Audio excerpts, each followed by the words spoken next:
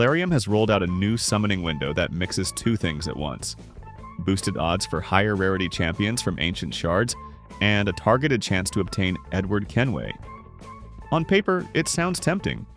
In practice, the math tells a much harsher story. Even with the event active, the likelihood of pulling Edward is microscopic.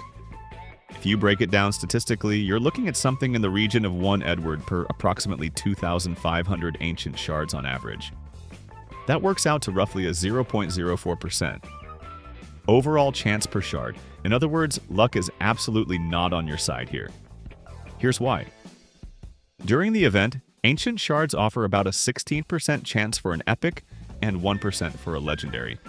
That's the first hurdle.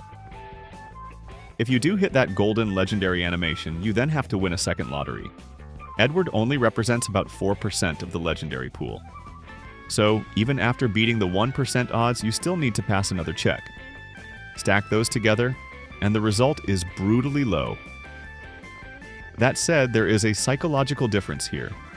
You're not burning Sacred Void or Primal Shards, you're using Ancients, which are far more accessible. For free-to-play players and low spenders, that alone makes the event feel more reasonable, even if the numbers say otherwise. It's also worth remembering that limited champions like Edward almost always return later in a guaranteed acquisition event. Fate of cards, shard guarantees, something along those lines. Plarium just hasn't revealed when yet. Big spenders will likely wait for that safety net instead of gambling now. Players without the resources to hit a guarantee, however, may see this ancient event as their only realistic shot. So the real question becomes, is Edward Kenway actually worth chasing? Short answer, absolutely. Edward is easily one of the strongest, if not the strongest, assassins in this collaboration. His kit is absurdly overloaded. His basic attack strikes 3 times and, when fully booked, reliably shreds turn meter. Even more so on critical hits. If Edward is under Veil or Perfect Veil, these effects simply cannot be resisted. His second skill is outright disgusting.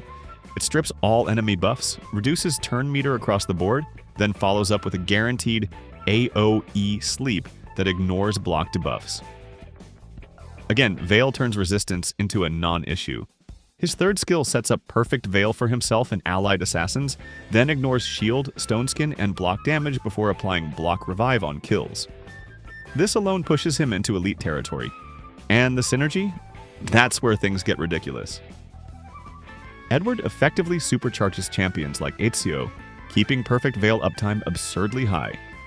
Once booked, his cooldowns are short enough that Veil coverage is almost constant. His passive rounds things out by applying End Snare, preventing turn meter manipulation, and increasing damage against affected targets. It's not flashy on its own, but in combination with the rest of his kit, it adds serious control and pressure. The real beauty of Edward is build freedom. Because so much of his kit ignores resistance under Veil, you don't need to invest heavily in accuracy. You can go all in on damage and let him obliterate teams across arena, PvE content, dungeons, and events. Yes, he wants legendary books, especially for cooldown reduction. But the investment is relatively light for what you're getting. Bottom line, Edward Kenway is a massive account upgrade. The odds are terrible, but the payoff is enormous. Personally, I'll be tossing a handful of ancient shards into the event.